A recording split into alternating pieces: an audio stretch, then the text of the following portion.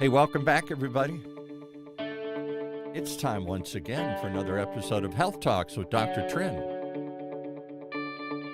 The one show, maybe the only show that shows you the path to a healthier life, one conversation at a time. And today we're going to have a conversation, well, maybe I'm the only one that doesn't understand this, or maybe there are others out there like me, but we're going to find out exactly what this mysterious world of being a doctor of osteopathic medicine is like, and what does that mean related to other MDs out here. So welcome. Let's bring Dr. TRINH in first, who's not on camera, but who's dropping in. Give us the background, Dr. TRINH. Hey, hi guys. Good morning, Paul. I have two of my favorite people here. Oh, you say that Isobel, every week. You compliment everybody every week here like that. Oh no, this is different. Isabel is one of our tongue out students in college, and now she's in medical school with that, and not just any medical school. She's at a pretty awesome medical school called Western University Health Sciences. And with us, we also have Tom. Tom Fox is on, who is the Director of Outreach and Strategic Partnerships, I believe, with Western University. Tom is awesome. Met him a few times, had a nice tour of the College of Medicine and actually the entire campus in Pomona. And bringing them here to chat a little bit about DO, Doctor of Osteopathic Medicine. I know just about all of us have seen a DO physician in one way or another, whether in the hospital or in the clinic. And we wanted to highlight what is a DO, how is it different from an MD, and how is maybe medical school even different with the training and all that. And so I'm glad to have them both on today. Welcome, guys. Welcome, guys. Before we bring everybody in, let me just acknowledge that my late mother was a big believer in DOs. All her life, she sought them out. And I never really kind of understood why. So maybe we'll explore this today here. Welcome. Let's start with Tom Fox, who is the Director of Outreach for this medical college here, this medical university, or you explain it better than I just did here. Okay. Thank you, Paul. And thank you, Dr. TRINH. You know, it's funny, Paul, I've been here going on 9 years now at the College of Osteopathic Medicine of the Pacific. And prior to starting here, I did not know what osteopathic medicine was. See? Right. There you go. In the state of California, back in the 60s, osteopathic medicine, from what I've learned through my reading and speaking to physicians, osteopathic medicine was frowned upon. Yeah, and the allopaths, the MDs, and of course, no offense to Dr. TRINH, who is an MD, but not part of this. They said osteopathic medicine was a cult, and it's, you know, one of my colleagues told me that if you ask 10 osteopaths to define osteopathic medicine, you'll get 11 different answers. And that's true. It is different to everybody. I am not a physician. I'm not a clinician, but I am a big fan of the osteopathic practice because as a patient, I want to be spoken to, not spoken at. I want to not be rushed through an 8-minute appointment only to be prescribed a drug. I am treated as a person. I am listened to by my osteopathic physicians and my gastroenterologist. It's a different mindset because yes, an osteopath can prescribe medicine as a last resort. This is the part of the practice that I absolutely love is being treated as a person, being listened to. Boy, you hit the nail on the head. You've just defined my whole baby boom generation here. We watched too many of our parents, not my mother's doctor, but my dad's doctor and her sister, my aunt's doctor, and they would go in and immediately they would start talking about the patient, dictating their notes, saying, saw this, reviewed this, prescribed this. And sometimes my aunt would get mad. She'd say, I'm in the room. I'm here. But she was treated in a different way. And my mother always said, you got to go to a DO. So let's define, why does a DO do it different? Maybe we can go to Isobel. Why do DOs do this different? Hi, yeah.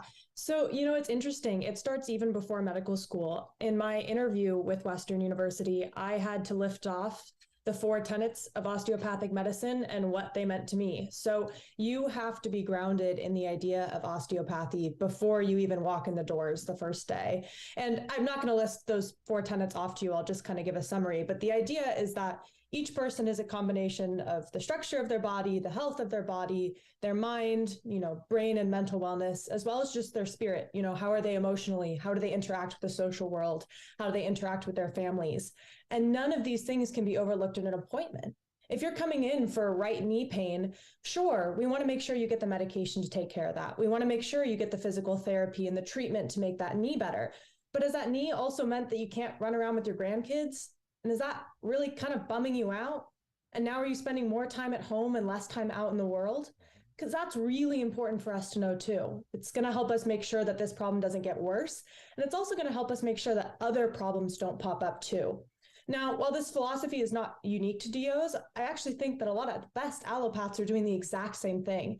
It's just really cool that some of us get to choose to go to a school where that's prioritized in the tenets and not just building on the best kind of practice. So is it just this notion that we've all heard about since I was a kid?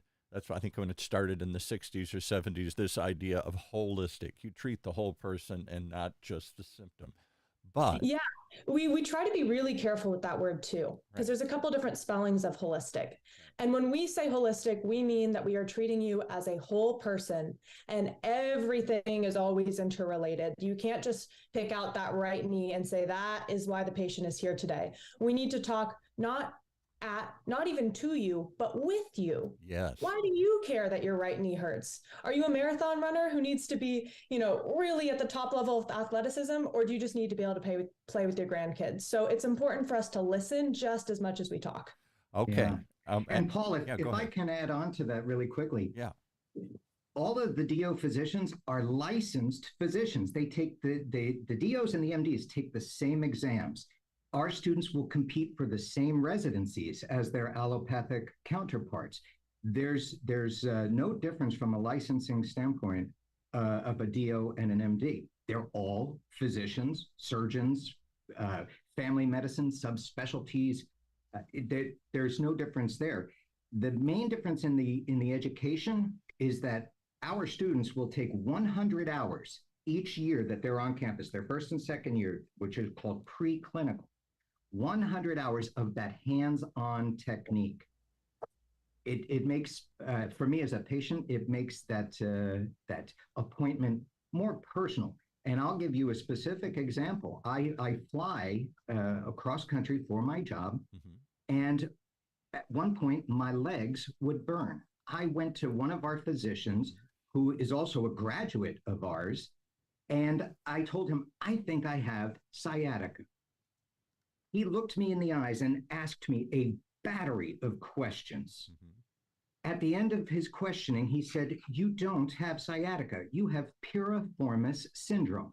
When you get home tonight, I want you to lie down on the floor, pull the knee up to the shoulder, breathe, relax. He prescribed a stretch, Paul. No muscle relaxers, no drugs. A stretch. Because the founder of osteopathic medicine, Andrew Taylor Still, back in the Civil War, they were treating patients with arsenic, with mercury, with whiskey. And he said, people, my MD counterpart, because he himself was an MD, he said, we're hurting more people than we're helping. Isn't that the body can heal itself? Isn't that exactly the rap against drugs these days? Look at how freely they passed out opioids because the manufacturers, who've now been sued and paid a giant settlement for this, told their reps, and their research suggested opiates aren't that addictive. It's not that bad, and they passed them out like candy. I know, and I'm so happy to hear you say that, because in these 8.5, 9 years that I've been here, I've become a huge advocate of the anti-opiate practice, and that's what our students do. Yeah. One patient at a time, we're combating that opioid epidemic. All right. So one more thing, maybe if Dr. Trin's still out there, doesn't this sound an awful lot like what you're always preaching, that you spend more time with the patient and not just put them on an assembly line? Yeah, what kind of conditions can I use whiskey for again? Irish. That's the first cure my grandmother would give me. Got it. All right. Yeah, absolutely correct. The average patient spends probably no more than 10 minutes today in our healthcare system with their doctor, and it's part of it is a systems problem as well. But yes, we cannot treat an organ. We cannot look at someone based on their lab results. We cannot look at someone and based on their MRI report. We have to treat them for who they are, a person with that is physical, emotional, spiritual, and as a whole person. And that's the attraction to me, actually, in osteopathic medicine, is that gets addressed and highlighted beyond allopathic medicine. So when you were a young idealistic medical student or a wannabe doctor, Dr. Trin, why didn't you explore osteopathic medicine, and why did you go with, what do they call it, allopathic? That's a different, I don't know what allopath means. I don't know what osteopath means, but that's the dividing term. Why did you choose to be a traditional MD, or did you not know about this? I did not even know. I was not that aware back then until even after, and I'm so glad that that osteopathic medicine now is like no really different. They're as much of a physician as any other physician, with the additional training to take care of a patient holistically. But definitely, I'm very glad that these medical schools are sprouting and promoting the language and the values that a true physician should have, which is whole body care. Now, is there? Now I'm going to delve into what I don't know. I think I know that there's something else beyond just a holistic approach. There is some sort of manipulation or something that's almost chiropractic, and to me, feeling. Is that true, Isobel? Is there some other component to this? So Tom mentioned earlier those extra 100 hours of practice we get for the first 2 years of medical school. So in total, we have 200 hours extra of training, and all the other curriculum is the same. The allopathic schools and the osteopathic schools take the same classes in biochemistry and cardiology, and all those classes are the same. We even can take the same board exam saying, hey, I'm ready to go into a hospital. I've learned some foundational medical knowledge. What the DO schools have done is they've added on 200 hours of osteopathic manipulative treatment. We call it osteopathic principles and practice. And it's a big kind of scary word, and I worry that sometimes it turns people off. But essentially what OMT is, it's a way where the physician puts their hands on the body. And I'm sure Dr. Trin can speak to this too.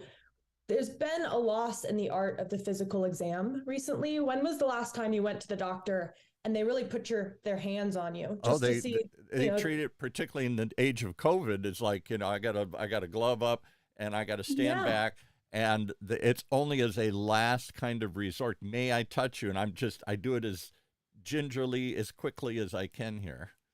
Exactly. And so my concern was, when I was learning about osteopathic medicine and OMT, it really made sense to me. Okay, we can learn these stretches, we can learn these techniques to really help put back to body in, muscle situations and orthopedics, but I'm interested in being an ER doctor. And I was like, how is that going to help me at all? If somebody's coming in with chest pain, I'm getting the EKG, I'm doing the labs, I'm doing everything that an allopathic doctor would be doing. But then what about those 2 minutes of downtime? When you have a patient who's sitting there in pain and in fear, and they're waiting to find out if they're having a heart attack. Right. Well, that's a great time where we have these really small movements we can do to put the patient into a more comfortable position. We actually have ways of stimulating the nerves in the body that help calm you down. And this isn't going to fix your heart attack, but it's going to make you feel better in the moment. And that can make a huge difference. There's one really funny story about a patient who went into an ER. and all their labs and all their tests came back negative. They had all this chest pain and they weren't having a heart attack. So the allopathic doctor grabbed his friend who was a DO. It's adorable. They're cute little friends. And he brought his DO friend over and he said, "Can you take a look at my patient?" And he said, "Well, did you touch him? Did you feel his chest? Did you see if there was pain?" And the doctor was like, "No, he said he had chest pain." So the DO walks over and he puts his hands gently on his chest and puts his hands gently on his back, right in line with where the heart would be. And the guy's got a rib that's pushing into his heart a little bit. And it's just a rib that's pushing there. He does some gentle treatment. We do learn all the cracking and stuff you see with chiropractic, but it doesn't have to be that. It can be nice and gentle. He fixes the rib and the patient leaves the ER 10 minutes later feeling fine. So that's kind of, a unique story, but it always reminds me to put your hands on your patients and let their bodies tell you what's going on while you're getting the labs, while you're doing all the other things. And don't do it instead, but if you do it as an addition, that's just the more information you're getting to get a better diagnosis and treatment.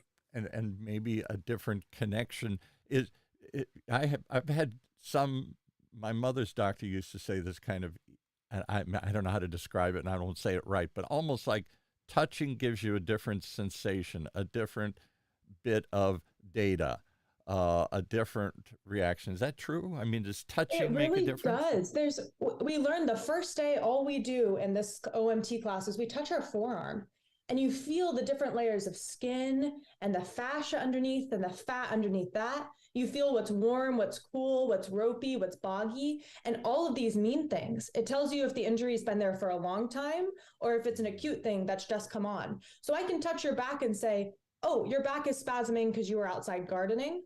Or I can touch your back and say, "You have chronic back pain like the rest of America." And I can feel that difference and I can help you treat whatever your problem is. So absolutely, I get that. And I think it's nice as the patient. It really feels like they're doing something for you. Yeah. I mean, it feels like your doctor is listening to not just you, but your body as well. What do you think of that, Dr. TRINH? Do you ever touch the patient or do you just look at the chart and stand back and make your analysis? Yeah, well, that's a good question. In the world of telemedicine, there's a little bit less touching going on. You're looking at most folks on the screen, but we cannot emphasize enough the value of touch and therapeutic touch, right? Ever gave somebody a hug and they feel much better? Yeah, right. Right. And I'm not promoting that, we should run around and hug every patient. But that's the value of therapeutic touch, and we do recommend that. It's a missing art. We're so used to technology these days, right? MRIs and labs and EKGs that we miss the art of a simple physical exam. Mm-hmm. And we rely too much on data and technology, which in one sense is good. But in another sense, healing oftentimes is more than just numbers, data, and technology. Healing is that bond between patient and physician, yes, and that requires touch. And healing is more than simply identifying the problem. It's calming the patient down. It's making them feel like there's hope and something's going to change. How do you convey that as a doctor if I just step into a scanner and then they spit out a report and somebody calls me later with a prescription or something here? I'm not sure I really understood it. I'm not sure they really found it. I'm not sure that I'll really follow through. My wife's a perfect example. I always quote her on the show here, but she has high blood pressure and her doctor gives her pills. And half the time I find she's not taking them. She says, "I don't know. I'm not sure. I'm not sure that I don't like pills." And it's like, "Well, what are you, a doctor? What?" And she'd go back and the doctor yells at her like, "Come on, take the pill." There's a hesitancy there. We're all hesitant about pills, my generation. That's why we're searching for alternatives in Chinese medicine and herbs and everything else. We're not sure that pills are the answer. As powerful as a pill is, when I need a pill, I'll take it.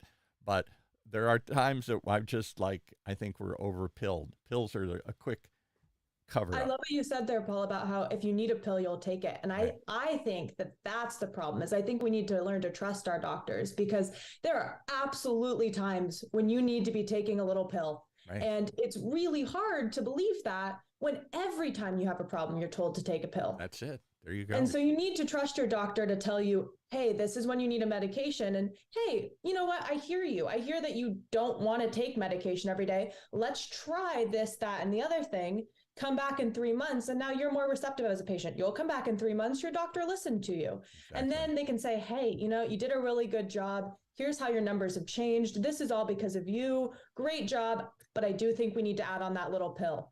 And then you're like, oh, okay, but I see how we got here. It wasn't just every time I came, there was a different orange bottle waiting for me. Yeah.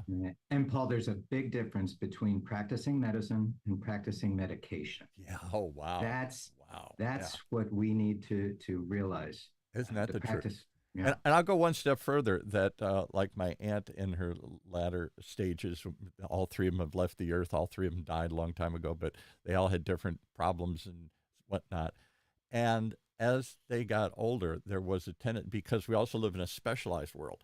So they went to see their general practitioner, their family doctor, the one that starts the portal in most of these processes here, particularly for an HMO. You got to go see your primary care physician. Then they would go to some specialist for cancer.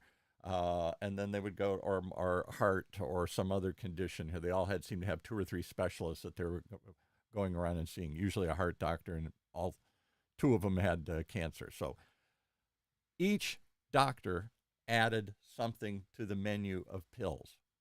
They saw what you were taking, but all they were focused on was this one thing. And my father used to say, how do they know how all these pills interact? There's millions of pills. Have they ever done a study that what happens when I take 6 of these things together or 8 of these things together? And it got to the point where my aunt was so drugged out, she was like a zombie. I mean, she was taking 6, 8 pills a day. That's not uncommon for people as you get older. And I wonder about that myself. I understand the pill. It says here what it does do and what the side effects are. What if you start mixing them as a cocktail? Does anybody ever figure out what the interactions? Does that change? What do you think of that, Dr. TRINH? Are we not ignoring the holistic effect of piling all these pills into your body here? Yeah, it's a huge issue. Polypharmacy, we call it.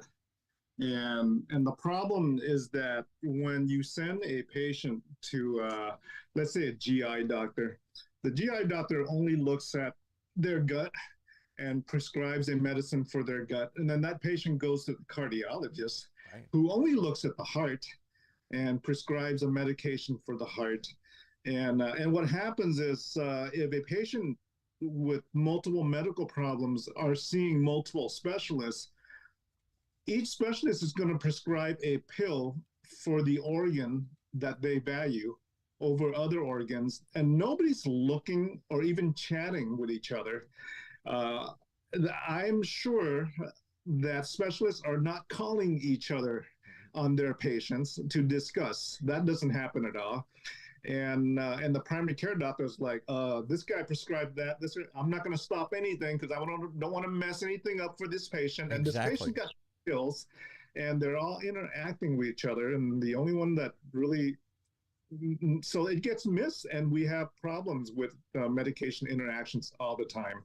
So when my parents moved to California, I grew up in the Midwest, and I moved out here a long time ago, and then my mother got sick, and my dad was starting to get sick, so I'm an only child, so they came out here to be closer to me. I couldn't go back there. They came out here to Palm Springs. And the first thing that my mother's new DO did when she came in with this long list of medications that different specialists, not her DO, but other specialists had been prescribed, or my aunt too, she came out and joined them. They started saying, why are you taking this? And in one case, honest to God, some doctor that's specialist for something had prescribed this. She'd been taking it for years. I don't remember what it was. And the doctor, she not only didn't see that doctor, the doctor had died. The doctor had died, and this doctor had some little specialty about something and prescribed this pill, and nobody dared question that until she had to start over again with a new doctor. And they're like, why are you taking this pill? This is 10 years old. This is an old medication. Have you still got this problem? Does anybody ever check on this problem? no, the doctor who's prescribed it had died. I mean, that sounds ridiculous, but nobody's willing to look at if I'm a specialist and I give you this pill for some organ, none of the other specialists are ever going to question that. Does a DO question that, Isobel? Do you look at medications like that? Absolutely. And I think the problem still probably does exist in the DO field. But I think we expect a lot more of our patients nowadays. There's a lot more, we use the word autonomy in a great way to mean, patients should have control over their health and their wellness, and we should give them preventative measures. But we also expect the patients to come and bring us all the questions and bring us all the medications. And how many times have I gone to the doctor and they'll say, oh, what dose are you taking of blah, blah, blah. And I'll say, I can't remember. Yeah, right. But there's no calling me up to follow up on that. There's no concern about that. Otherwise, they just are like, oh, that's okay. I'll mark this down. Right. And that can lead to a problem when you're taking 8, 9, 10 medications a day. So I think one of the most amazing experiences I ever had, and this was actually with a team of allopathic doctors, is I had a little something come up and I was getting put on some medications and some lifestyle changes, and there was a lot happening. And all my doctors said, you know what, we all work at UCLA. Let's get in the same room. So I had the most amazing doctor's appointment of my life, where I had a team of physicians and interns sitting in that room with me having the discussion. And I left there feeling like I knew exactly what medications I was taking, why I was taking them, what preventative measures I was doing outside of those medications. And it's unfortunate that is such a unique, incredible experience. I'm 67. I've never had that experience. My parents my dad lived into his 90s, as did my aunt. I never had that experience. Not once was there more than one physician in the room at a time. But think about how much time it actually saved. I mean, each of those doctors from a financial standpoint got to bill for an appointment as usual. They both got to see me within the same time. The appointment was quicker because we had all the people in there, and I wasn't ping-ponging back and forth, walking from hall to hall, bringing message from Dr. A to Dr. B and back, and counting on the patient to remember all the things that Dr. A told her. It gets very complicated. So to have them all in the room, that was the other thing that used to drive me crazy. As I'm caring for these aging parents and my aging aunt, all three of them went through, I was their sole caregiver here because my aunt didn't have any children. So we're going through this process. I did it 3 times. My mom, my dad, my aunt, in that order, as they all got ill and old and passed away.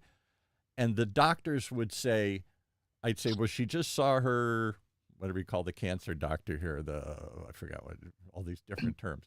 Oncologist, right? She just saw her oncologist, and then she saw somebody else and with some other condition. And the doctor would say, well, what did he or she say? I'd say, I don't remember. You want me to remember? And so I had to get trained. So I would spit out all the stuff that I learned from all these doctors, and even had to take notes and stuff. And I thought, why aren't we communicating each other here? And I know that's why they're going to combine medical records and all that stuff, so at least they could access it and see it if they wanted to.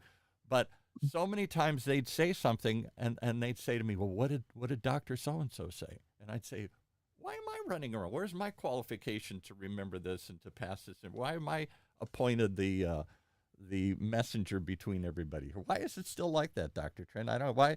I think that should be standard medical practice for everything. When you've got a serious enough condition, maybe not a broken leg or something here, but something, and it's persistent and consistent and confusing, why can't you call a group conference, Dr. Trent? Yeah, the lack of coordination is a barrier in healthcare today. It's not unusual where a patient gets admitted to the hospital and that primary care physician will have no clue what's going on in there. Not allowed in. They're not admitted. Not allowed in, not part of their EMR system, electronic medical record. But that should be like 20th century stuff. We shouldn't be addressing this in our generation where we have chat GTP and artificial intelligence and all that. Right.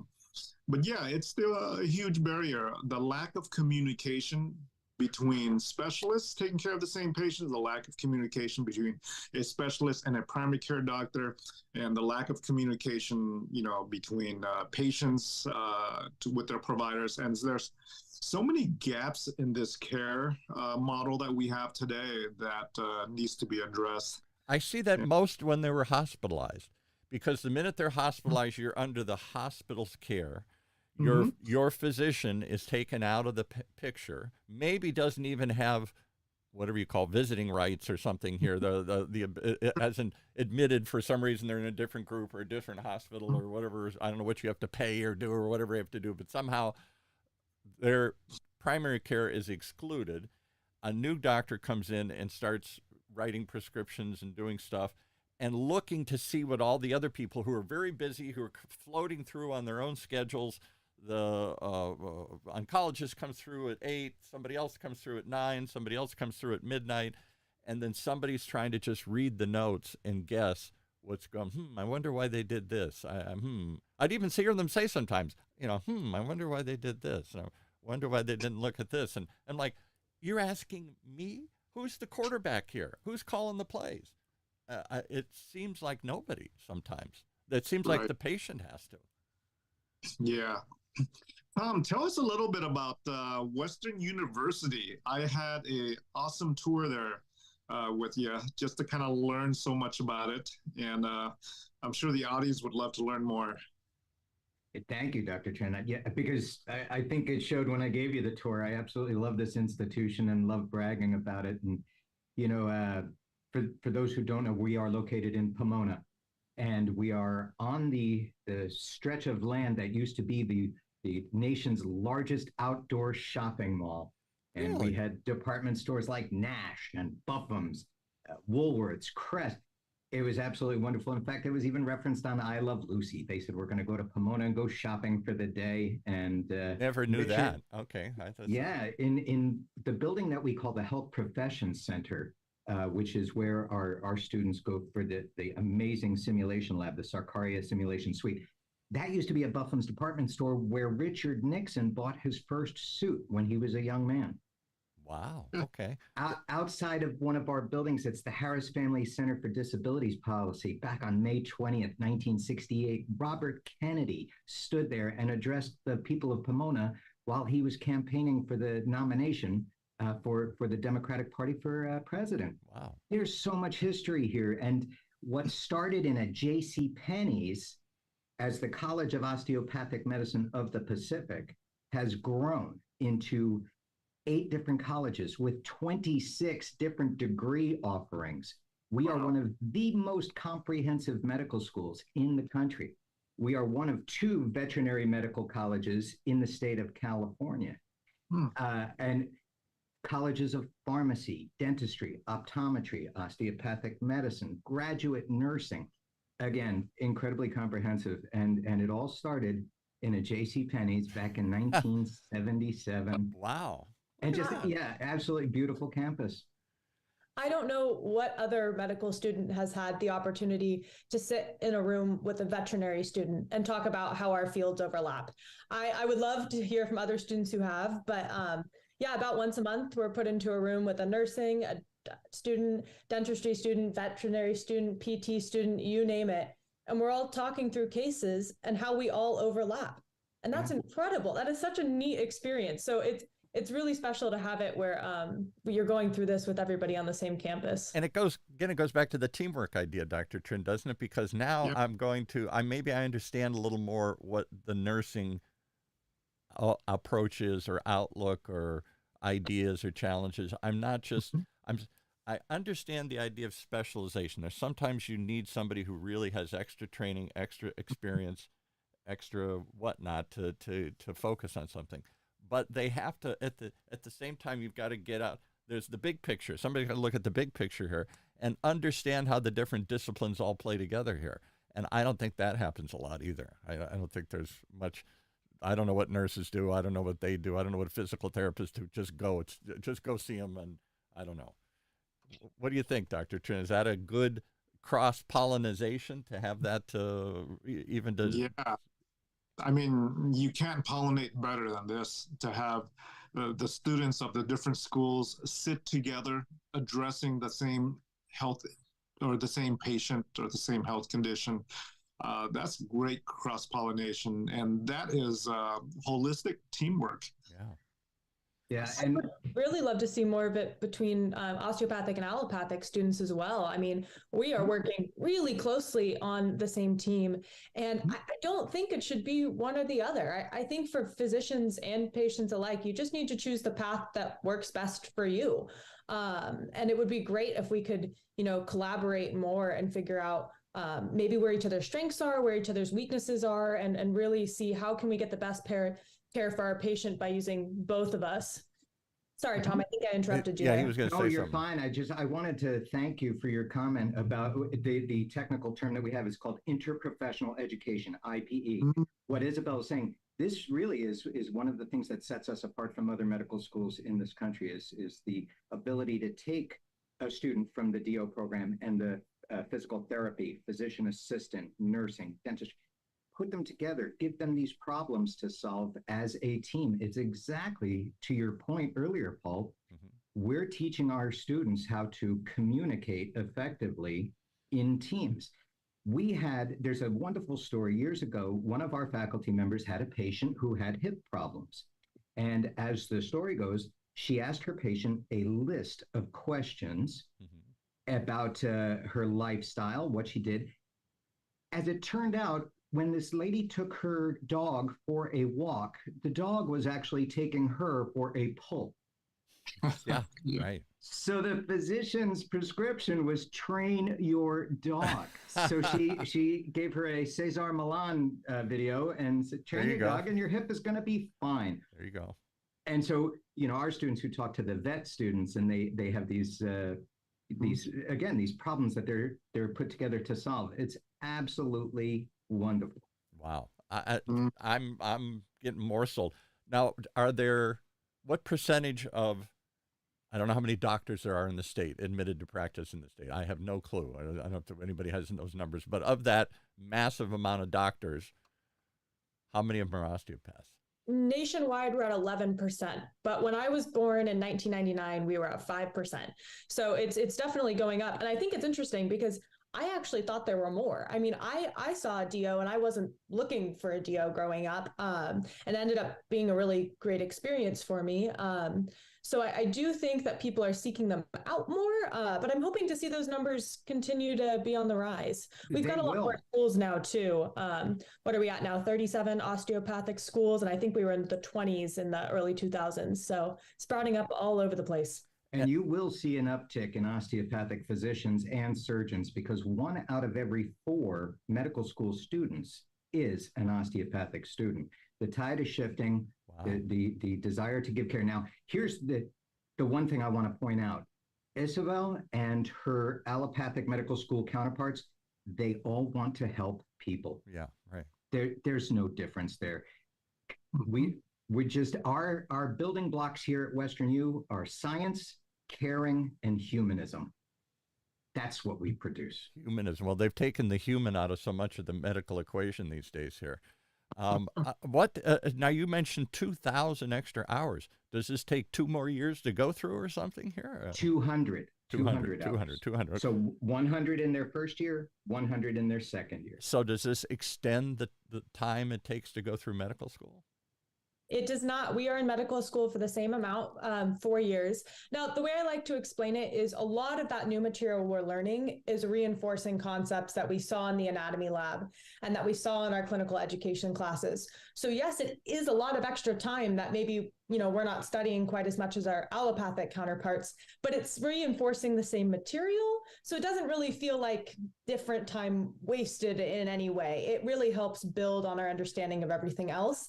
And it prepares us for the clinical years. Some of the most interesting feedback we've gotten from the doctors who are in charge of watching medical students their third years and taking them around the hospitals and training them has said that the osteopathic students are a lot more comfortable day one with putting their hands on a patient and walking in and, how are you feeling, Mr. Jones? Right. So it does prepare us in that way to really be comfortable with, our bodies, our patients' bodies, but it's also not different than what we're learning normally. It just kind of reinforces that. So would most DOs then be more sort of family practice, general practitioners, or would they be heart surgeons or oncologists or specialists? Oh, yeah, if I can take that one, but maybe I would say about 75 to 77% of our graduates go into primary care, whether that's family medicine, Yeah. internal medicine. Seem like it, because it seems like it has you have more of a holistic view, and you have more of a touch the patient, communicate with the patient, as opposed to specialists, where when my aunt had her hip done, I don't think she saw the doctor for 2 seconds before he came and put a new hip in.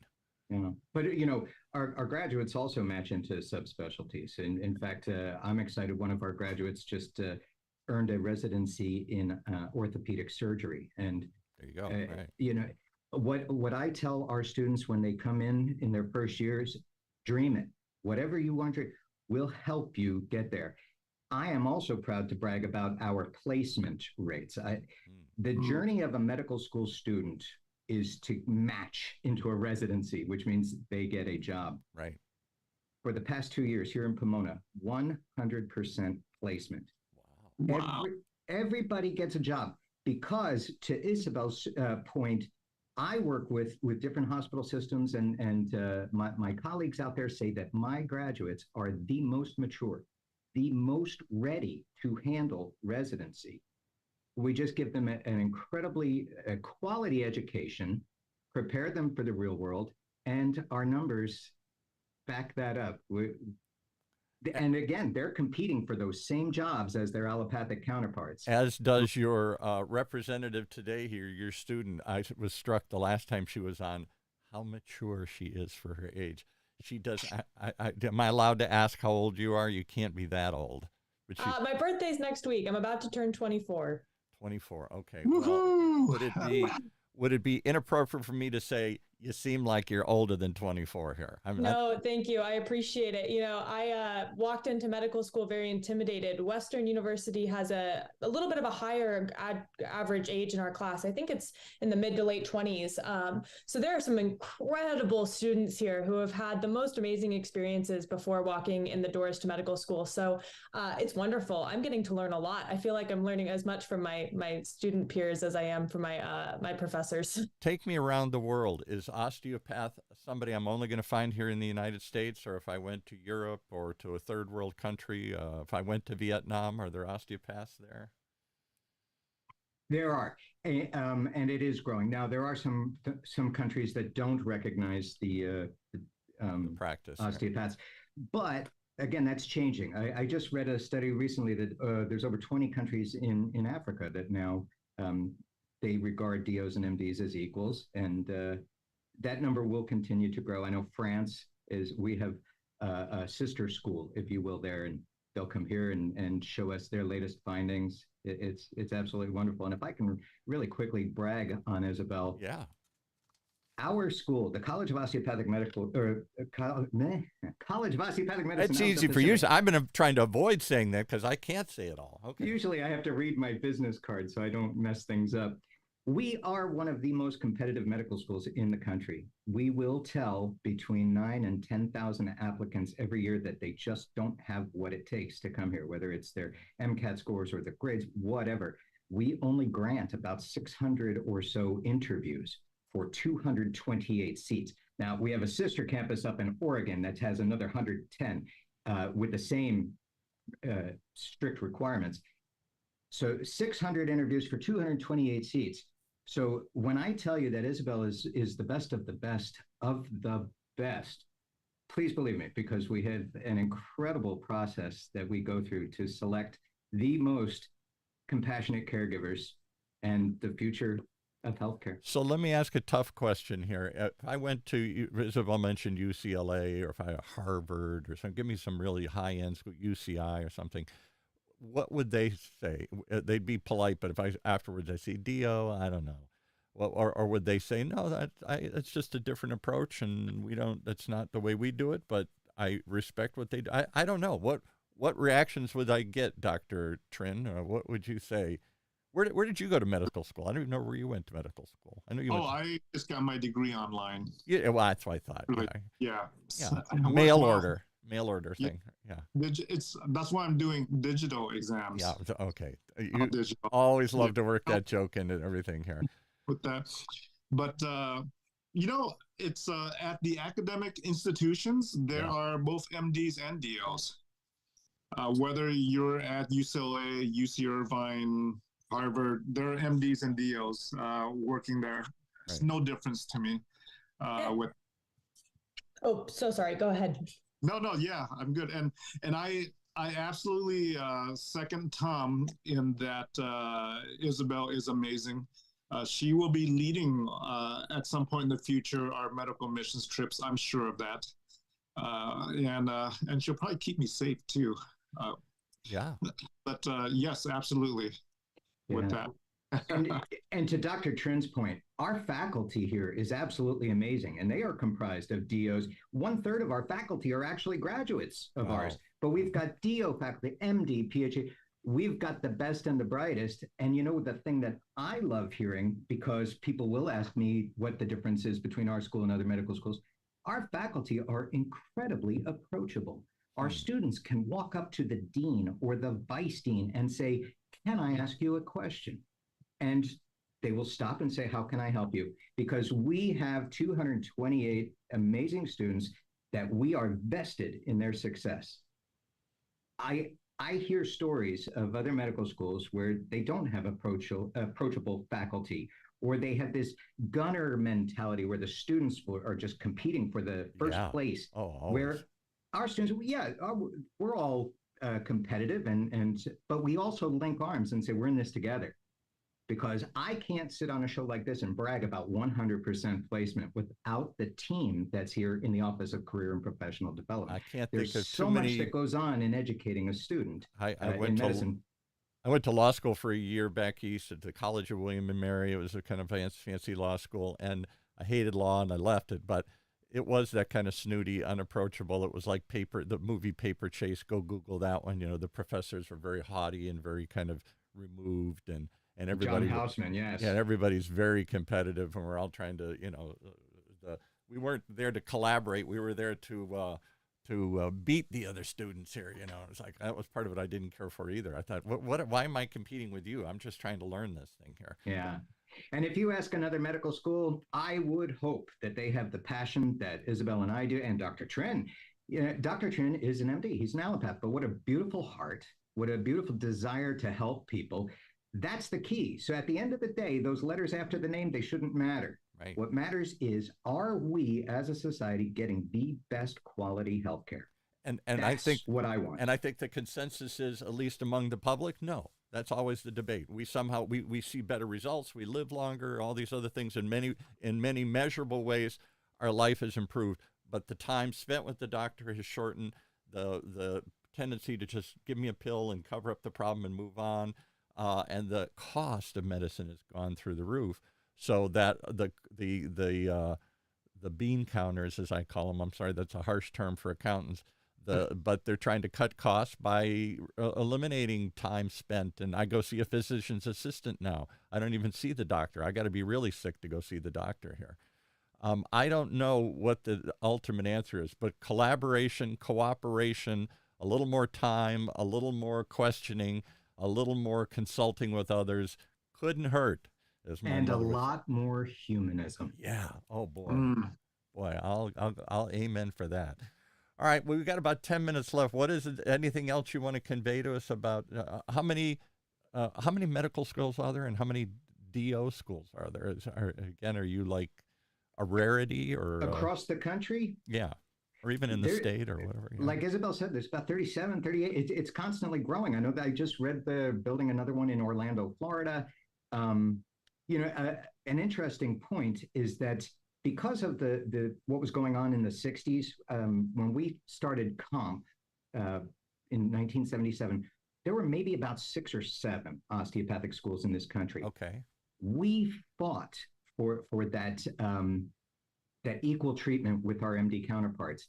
As a result, states east of us would stand up and say, if California can do this, why can't we? Right. So I would like to, I am very historically accurate as much as possible, but I'd also like to say it's because of the work that we did here in COMP, in Pomona, advancing the osteopathic profession, that helped the So you were one of the expansion. You were one of the pioneers of the early ones. So you're saying this whole idea of osteopathy, of adding to traditional medical knowledge, anatomical knowledge, with a different kind of approach and a hands-on and a little manipulation thrown in here, like a chiropractor.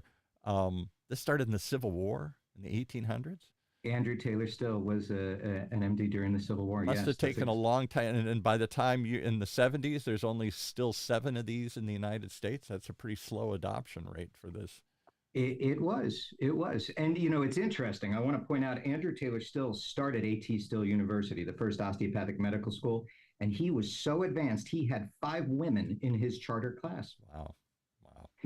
At a time where how society was, and our charter class had 3 women, and now 52% female, 48% male. Wow. Our focus on diversity, equity, inclusion is one of the best in the country. Let me ask you another question that I'm sure you don't have a stat for, but I'm wondering out loud. Dr. TRINH's talked a lot about the burnout in the medical profession. Too many doctors feeling like they're on an assembly line, being asked to see too many people, too quick, too much paperwork, and they just quitting. It's not fun anymore. It's not, I don't feel like I'm making a difference anymore. I'm just moving them down the assembly line here. And then the pressure that goes with that increased all the time, faster, quicker, better, driving people out of the profession. I wonder if DOs have a different, because they have a little more, let's set back, let's look at this. I wonder if there's a study comparing the number of DOs leaving and the number of MDs leaving, and if it's the same, or if because of the training and the slower approach, maybe they're less likely to suffer from that burnout. What do you guys think? Anybody, any thoughts on that? I think it's going to be, and again, I'm not a physician or a clinician. I don't think that's going to matter, the letters behind the name, MD, DO. What I've heard, read, emergency room doctors experience a lot of burnout. So it's going to be more of the specialty than the degree or the background. And you're talking to one who is an emergency room physician, Dr. TRINH. That's how he continues his practice. He used to have a private practice and gave that up, and now he's still to practice, does it in the most stressful environment in the world, emergency rooms. And this young lady that's going to graduate wants to go into emergency room. Nobody wants. That's what you got to get through. You got to do your time in hell, and then you get down to the lucrative office in Brentwood or Beverly Hills where you control the pace, and it's not all about life and death and instant decisions and stress and people crying and everything here. So why do you even want to be an emergency room physician? That's the crazy world. That's triage. That's you're on the battlefield. You get to be with people on their worst day, and you can make that a little better. I mean, I think whenever I've walked into the emergency room, it has been the worst day ever for me. And the last thing I want is a physician who's telling me that this is normal or the person next door has something worse than me. I want somebody who's going to make me feel better. And you can tell that the moment they walk through the door. And I don't think that's going to be easy to do. I think I have a lot of learning to do. And I have a lot of mentors who I'm trying to watch how they achieve that. But you can make somebody's worst day a lot better. And that's really special. So I'm hoping I'll go one that more. I don't lose that. I'll go one more in that. Dr. TRINH, how can you're always advocating, take your time, take a holistic view. I got a room backed up there with gunshot wounds, with car crashes, with heart attacks, with pregnant women. I got a kid that's swallowed something, and I don't know what the heck is going on here. That must just go out the window. It is like, it is meatball medicine, as they used to say on MASH. You're just trying to guess and get them through and get them through so you can get them upstairs and somebody can figure out how to keep them alive here. But you're dealing with a crisis of unknown proportions and immediacy. Yeah, I take as much time as I need. There isn't a clock that tells me there's time's up. Yeah. Especially taking care of a patient in the ER. I'm not in the ER every day. It's not my main thing, but I am in the ER at least once a week with memorial care. And but yeah, I've never rushed to spend the time that I need. to take care of that patient. Because boy, So- that's been my experience, and I always think my mom or my dad or my aunt, they'd fall usually, or we thought they're having a heart attack. How many times we went into ER?